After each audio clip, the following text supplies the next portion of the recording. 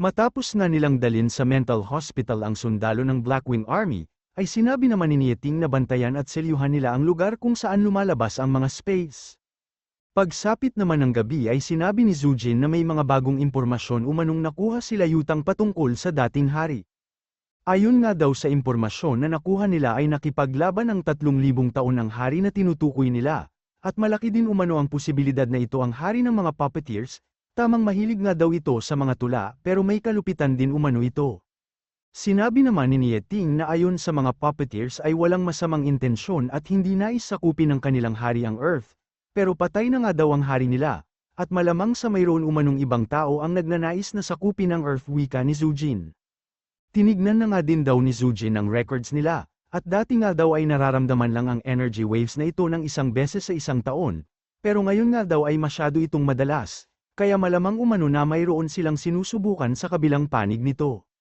At sinabi nga ni Nieting na ito ang dahilan kung bakit pinapabantayan niya ngayon ang lugar, habang si Zujin naman ay napapatanong sa kung ano pa ang pwede nilang gawin. Alam nga daw niya na pwede silang magtayo ng fortress upang labanan ang mga mananakop, pwede nga din daw ma-improve pa nila Nieting ang kanilang lakas habang wala pa ang mga ito, pero napapatanong nga siya sa kung ano ang pwede niyang gawin sa pagkakataon na ito. Matagal na nga daw niyang pinag-aaralan ang patungkol sa 3 pilosopiya, pero nung mga panahon nga daw nakalaban nila ang mga cultivator sa Changbai Mountain ay wala siyang nagawa. At mukhang wala na naman daw siyang magagawa o maitutulong sa pagkakataon nito, dahil kahit na anong libro ang basahin at tignan niya ay walang nakatala patungkol sa Luniverse, kaya wala siyang makuhang kasagutan sa mga nangyayari. At dahil nga wala na naman siyang magawa o maitulong sa paparating na sakuna, ay napapatanong siya kung tama ba ang naging desisyon niya, at kung saan kaya siya dadalhin ng napili niyang tahakin na landas. Malamang sa oras na upang pag-isipan kung mabuti ang lahat, wika pa nga ni Zujin, at kasabay nga nito ang paglabas ng malakas na energy wave o aura, na maging si Nieting ay napatakip pa ng kanyang muka. Agad nga ding pinaikit ni Zujin ang kanyang mga mata at sinimulan ang pag-meditate, at kasabay nga nito ang pag-absorb ni Zujin ng superpower sa paligid. Samantala isang space naman ang kasalukuyang nagbukas sa kabundukan, at dito nga ay minamadali ng squirrel ang kanyang mga tauhan upang agad na magtungo sa lugar. Hindi nga siya makapaniwala na nakita nila ang pagbubukas ng isang space, at excited na nga din ito na makita si Lu Shu at Xiaoyu. Ilang sandali pa ang nakalipas ay agad na nga din itong nagtungo sa space, kung saan ay nagpalutang-lutang sila ng kanyang mga tauhan, hanggang sa mapunta sila sa kabilang panig nito o Luniverse. Hindi nga makapaniwala ang squirrel na nakarating sila ng ligtas sa lugar na ito, pero ang problema naman niya ngayon ay kung saan hahanapin ang magkapatid. Hanggang sa bigla niyang narinig ang mga ito na umaawit at dahil nga din sa mga ito ay nakaisip siya ng plano. Mabilis nga niyang pinatulog ang mga ito at inutusan niya ang kanyang mga tauhan na buhatin ang mga baul, matapos nito ay inutusan niya ang mga daga upang buksan ito para makita nila ang laman. Agad nga nila itong binuksan, at laking gulat nga nito nang makita niya ang kanyang muka na nakatatak sa mga sabon na kanilang nakuha, at dahil nga sa maging ang pattern umano sa kanya noo ay nakalagay din sa sabon, naisip niya na malamang si Lu Shu ang may kagagawa nito. Malamang na si Lu Shu at Xiaoyu ang may gawa nito, wika pa nga niya, at napakaswerte nga umano niya dahil agad siyang nakahanap ng clue sa kung paano mahahanap ang magkapatid, matapos siyang makarating dito. Iniisip nga din ito na isang tanong na lang ang kailangan niya upang mahanap ang magkapatid, kaya naman agad niyang pinasok ang panaginip nito at tinanong kung saan nila nakuha ang sabon. Sinabi naman ng lalaking ito na nagmula sa Wuwei Army ang mga sabon, nakita nga din ng squirrel kung saan at anong Wuwei Army ang kanyang tinutukoy, kaya naman sinabi ng squirrel na kailangan niyang magtungo sa lugar. Pero matapos ang isang araw na paglalakbay ay nakaramdam na ng gutom ang mga ito. Sakto naman na dumaan ang karawahe at sundalo ng mga Blackwing Army, na nagtataka kung saan napunta ang mga kasamahan nila na bigla na lang nawala. At matapos nga nilang makita ang mga pagkain na dala-dala ng mga ito, ay nagulat na lang ang kabayo matapos makita ang mga naglalaway na squirrel at daga sa kanilang likuran. Agad nga ding nagtungo sa camp nila ang lalaking ito, upang sabihin ang masamang balita at ito nga ay ang pagkakanakaw ng mga pagkain nila, kaya naman masyado ang gulat ni Commander Lee. Tinatanong nga niya kung paano umano itong nangyari, nasa West State o sariling teritoryo daw sila ng Blackwing Army, kaya sino ang maglalakas loob na gumawa nito. At dahil nga sa hindi nila alam kung ano o paanong nawala na lang bigla ang mga dala-dala nila, ay sinabi nito na malamang umano sa tinakbo ito ng mga kasamahan nilang nawala, basta ang naalala nga lang daw nila ay nakatulog sila at paggising nila ay wala na ang lahat. Kaya naman naiyak na lang si Commander Lee habang iniisip na nais niya lang ng mapayapang pagre-retiro at makabalik ng Royal Capital, pero puro kamalasan pa ang nangyayari.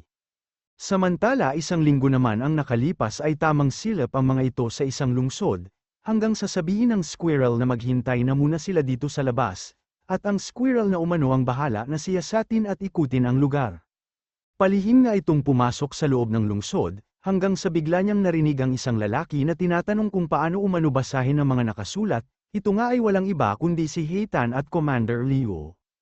Habang sinasabi nga ni Commander Leo na kailangan isulat ni Heitan ang lahat ng 50 times, ay naiiyak naman ang Squirrel habang iniisip na ito na ang lugar na kanyang hinahanap. Samantala sa kasalukuyan naman ay makikita nating naglalakad ang magkapatid, nang biglang pumasok ang kalahati ng notification mula sa kanyang system, napapaisip na siya sa kung ano ang ibig sabihin nito, at ngayon nga lang din daw nangyari ang ganitong bagay. Iniisip nga din niya na ito ang unang beses na nakatanggap siya ng negative points mula sa Earth nang mapunta siya dito sa Luniverse, kaya napapatanong siya sa kung paano ito nangyari. Hanggang sa maisip niya na hindi umano kaya nagbukas ang koneksyon ng dalawang daigdig ng maikling sandali, at dahil nga sa bigla siyang natahimik ay agad namang tinanong ni Xiaoyu kung ano ang iniisip niya. Pero agad nga din nilang naramdaman ang mga kalaban nila sa paligid, kaya naman sinabi ni Shu na si Xiaoyu na ang bahala sa mga mahihinang nilalang, at ang ating bida na nga daw ang bahala sa leader ng mga ito. Habang papasok nga sila sa kakahuyan ay lalong dami ang mga mata na nagmamasid sa kanila. Gayunpaman ay sinabi naman ni Shu na malamang sa ito na ang pagkakataon niya, upang makapag-breakthrough siya sa A-rank. Ilang sandali pa ay nagulat na lang ang mga ito, matapos nilang marinig ang pagsabog sa iba't ibang lugar sa kagubatan. Hanggang sa kasalukuyan nga nilang lokasyon ay ramdam pa nila ang impact nito, kaya naman napapatanong si Zhongyang sa kung ano ang nangyayari.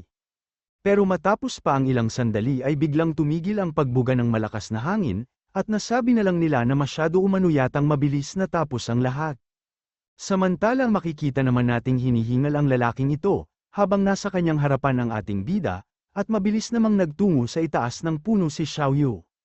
Dito nga ay sinabi ni Xiaoyu na patay na ang lahat ng kanyang tauhan, kaya mas mainam umano kung susunod na lang siya sa utos ni Xiaoyu at hayaan niyang pag-practicean siya ni Shu, dahil kung hindi ay mamamatay din siya. Natatawa lang naman ang lalaki habang sinasabi na siya ba ang tinutukoy mo, hindi nga siya makapaniwala na nais umano ni Xiaoyu na labanan niya ang isang stage 2, kahit pa isa na siyang stage 1. Agad namang tinutok ng lalaki ang kanyang espada sa ating bida, at dahil nasa walang espada si Shu ay pumutol muna ito ng isang sanga. Matapos nito ay agad na nilabas ni Shu ang kanyang enerhiya, at dito nga ay sinabi din niya na walang idea ang lalaking ito, sa kung paano siya nakasurvive sa mundong ito, at kung paano siya nakabalik sa pagiging stage 2. Agad na ding ginamit ni Shu ang sword intent at mabilis na naglunsad ng pag-atake, masyado nga ang gulat nito sa ginawang pag-atake ng ating bida, kaya naman napilitan siyang lumipad upang iwasan ito. Pero agad naman na gumawa ng malaking kamay si Xiaoyu, upang huliin ang lalaki at dito ay sinabi ni Xiaoyu na huwag masyadong mataas ang gawin niyang paglipad, dahil hindi siya maaabot ng ating bida. Habang hawak nga siya ni Xiaoyu ay muling naglunsad ng pag-atake ang ating bida, kaya naman napilitan itong gamitin ang iba pa niyang sandata upang salubungin ang pag-atake ni Shu. Pero muli ay naglunsad pa ng sunod-sunod na pag-atake si Shu, kaya naman wala itong nagawa kundi depensahan ang kanyang sarili, habang iniisip na masyado umanong malakas ang sword intent ng ating bida. Mukha namang nag-e-enjoy si Shu sa kanilang laban, at ganitong laban nga daw ang hinahanap at kailangan niya sa ngayon. Mabilis nga din siyang sumugod at kasabay nga nito ay ginamit ni Xiaoyu ang premium sand, upang lagyan siya ng armor. Samantala napapatanong na lang naman ang lalaking ito kung stage 2 cultivator lang daw ba talaga ang kanyang kalaban, at dahil nga sa lakas ni Shu ay napilitan itong gamitin pa ang iba niyang espada. Agad na din siyang naglunsad ng pag-atake sa ating bida na napatigil lang naman sa kanyang pagsugod, at dito nga ay sinabi niya na ipakita mo ang iyong lakas, habang dinidepensahan ang mga pag-atake ng ginawa ng lalaki. At ilang sandali nga lang ang nakalipas ay nakontrol na ni Shu ang kanyang mga espada, kaya naman hindi makapaniwala ang lalaki sa kanyang nasaksihan, masyado siyang mabilis wika pa nga ng lalaking ito. Pero bigla namang tumigil si Shu, sinabi nga niya na wala pa ding senyales para mag-breakthrough siya, Masyado kang mahina, wika pa nga ni Shu sa lalaki, dahil ang paglaban umano sa kanya ay hindi makakatulong. Pero ano pa daw ba ang pakialam ng lalaki sa pag-breakthrough niya? Nanatiling nga ding tahimik si Shu matapos nito, kaya naman napapatanong ang lalaki kung handa na ba ulit siyang lumaban. Ang lalaking ito nga ay si Yi Chen. Pero hindi pa din naman siya pinapansin ng ating bida na patuloy pa din sa pag-iisip kung paano siya mag-breakthrough. Iniisip nga din niya na tila narinig na niya ang sagot o paraan dati, pero ano kaya ang cause o pwedeng maging dahilan upang makapag-breakthrough siya? Iniisip nga niya kung ito ba ay isang idea na kayang magimbal ang kalangitan, o kailangan niya ng pamamaraan upang makakonekte sa kalikasan. Minsan na nga daw sinabi ni Master Lee na ang pilosopiya ng Sword Peak ay ang pagkonekta sa kalikasan gamit ang sariling pangunawa sa spiritual na kapangyarihan.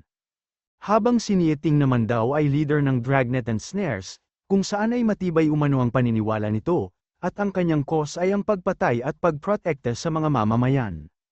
Pero hindi nga daw ang pilosopiya at paniniwala nila ang kailangan ng ating bida, kaya napapatanong na lang siya sa kung ano ba ang iniisip niya. At kung ano ba talaga ang pinaniniwalaan o nais niya. Hanggang sa isang malakas na liwanag naman ang unti-unting bumalot sa kanya, at matapos nga nito ay nakita niya ang mga larawan at nakaraan kung saan ay kasama niya ang kanyang kapatid. At ilang sandali pa nga ang nakalipas ay nakita din niya ang imahe ng kanyang kapatid, kung saan ay tinatanong nito kung ipagtatanggol ba siya ng ating bida sa hinaharap.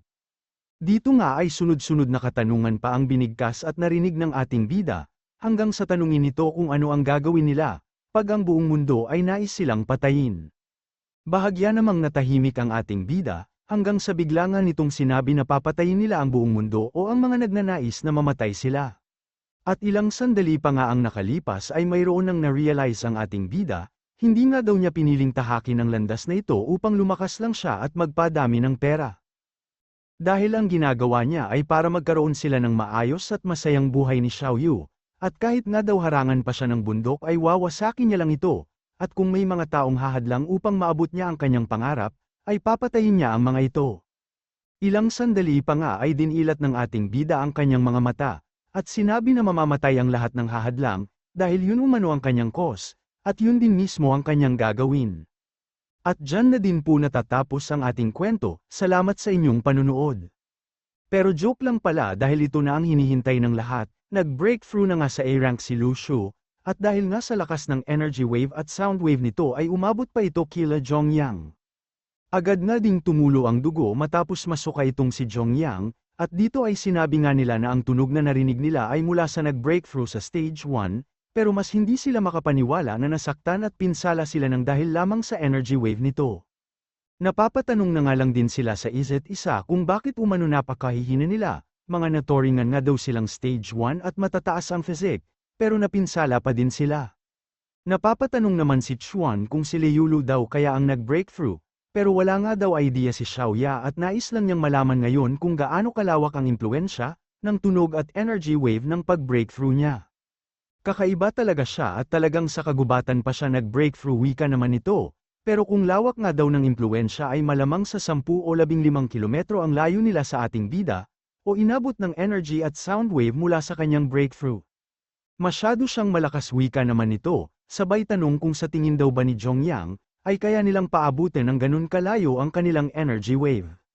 Samantala sa kasalukuyan naman, 50 kilometro ang layo mula sa ating bida ay nag-uusap ang mga ibon na ito. Dito nga ay tinatanong ng isa kung na-shock din daw ba siya mula sa tunog na kanyang narinig, at sinabi lang naman ng isa na hindi pala siya nag-iisa. Makikita naman ng isang alien sa likod ng punong na pinapanood ang ating bida, ito nga ay walang iba kundi si Mugen na hindi makapaniwala sa kanyang nasaksihan, hindi nga daw niya lubos sa kalain na makikita niya ang ganung bagay, sa isang tao na nag-breakthrough lamang sa stage 1. Dito nga ay nasabi na lang din niya na ang blessing at lakas ng kapangyarihan na meron si Shu, ay hindi para sa mga katulad nilang maliliit na karakter lamang umano.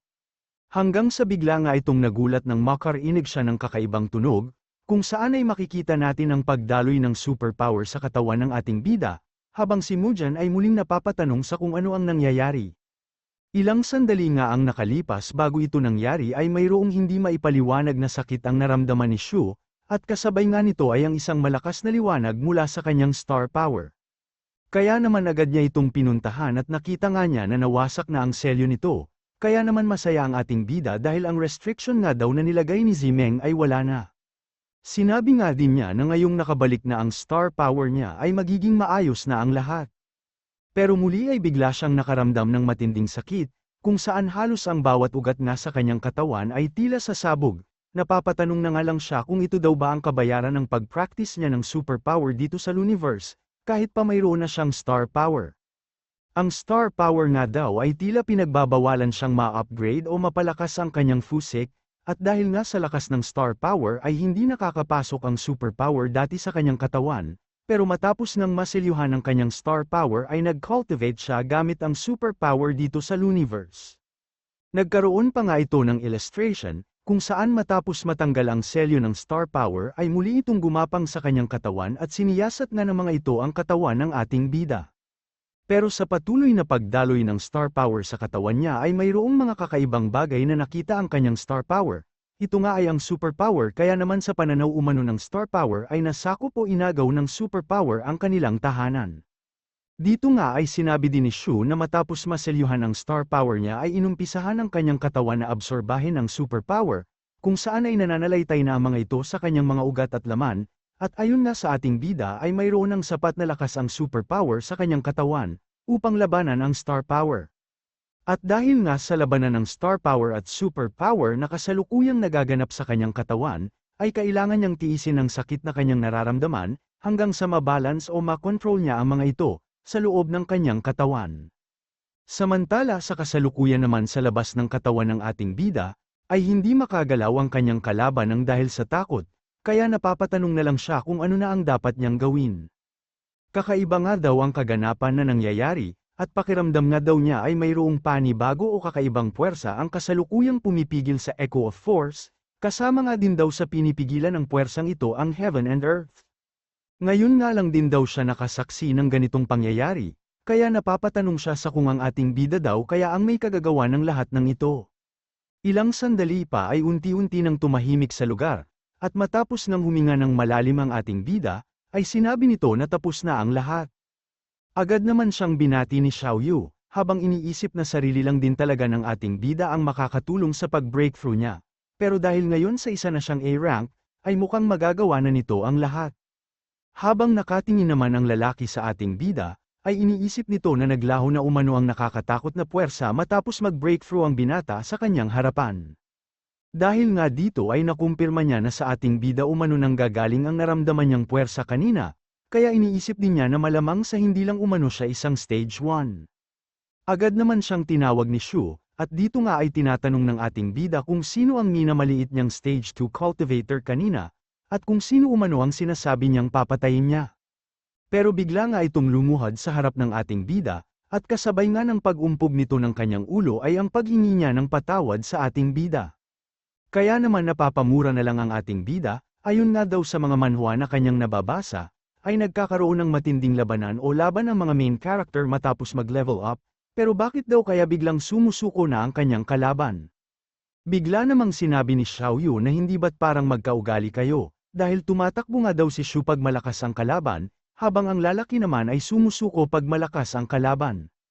Bigla naman sinabi ni Shu na wag muna siyang sumuko, tumayo ka dyan at labanan mo ako, wika pa nga ng ating bida.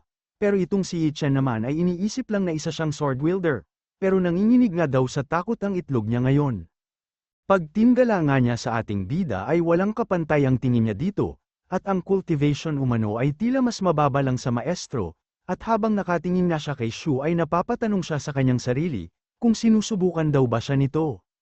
Agad nga niyang tinanong si Shu kung ano ang pwede niyang gawin upang hayaan siyang mabuhay. Sinabi nga din ito na 10 taon na siyang nagne-negosyo kaya naman may savings daw siya, at agad nang tinanong ng ating bida kung magkano ang ibabayad niya. Agad namang sinabi ni Xiaoyu na nakakainip na ang eksena, isang duwag at mukhang pera nga daw ang nagkatagpo, dahilan upang mapatingin naman ang ating bida sa kanyang kapatid. At ilang sandali pa ay sinabi nito na huwag sanang iisipin ng lalaki na isa siyang mukhang pera, pero maswerte nga daw siya sa pagkakataong ito.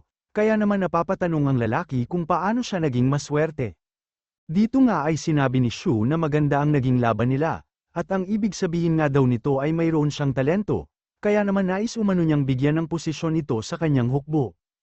At na-realize nga ng lalaking ito na hindi lang pera niya ang nais ng ating bida, kundi pati na din ang kanyang negosyo at mga tauhan, package deal kumbaga. Pero ang totoo ay iniisip lang ni Shu na wala na umanong makakaalam sa pag-level up niya, o nangyari nang mag-level up siya pag pumayag ang lalaking ito sa kanyang offer, bukod nga dito ay madadagdagan din umano ang mga tauhan at galami niya. Kaya naman muli ay tinanong niya kung ano ang tingin ng lalaki sa binibigay niyang pagkakataon, magandang pagkakataon na yan wika pa nga niya.